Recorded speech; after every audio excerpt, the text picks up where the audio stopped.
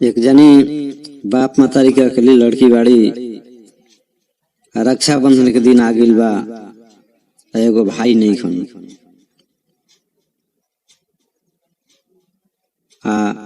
इनका मातारी के सामने में देह छूटे वाला बा। काली जी के मंदिर में गइल बाड़ी, जाके काली माई से का गोहरावतरी सुनी। टप टप लोर टपकावली नयनवा, कि के करा के दीही आशीष। दिहली न काली माई भाई के जनमवा, कि माइयो के मनवा मधीस। अइले सवनवा हो मैया, दिहबो पलानवा हो। अइले सवनवा हो मैया, दिहबो पलानवा हो। माई के आचरा जागाई जी, रोज रोज आके रौरी धोबो चरनिया हो। माई के आचरा जागाई जी, ओढ़ौल लोढ़ी लोढ़ी भरी भरी चंगेलिया में गुथी गुथी हारावा बनाइब जी। गैया के गोबरा लैबो गंगा के जलावा हो, लिपि पोती आसन लगाइब जी। अइले सावनवा हो मैया, दिहबो पालनवा हो।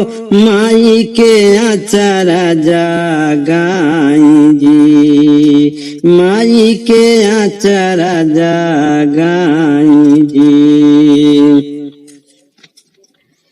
बगसर बजरिया से ललका चुनरिया हो, पापा जी से कह के मंगावाइब जी।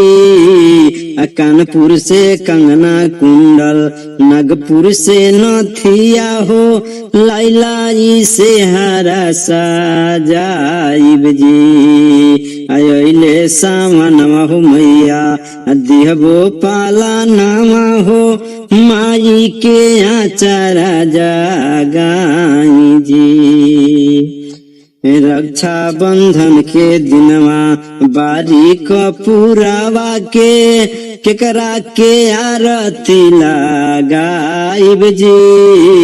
थाली भरा फुलवा लेके चुटकी से रोरिया के, केकरा के चंदन लगाइब जी। अइले सावनवा हो मैया, दिहबो पालनवा हो। माई के आचरा जागाइब जी।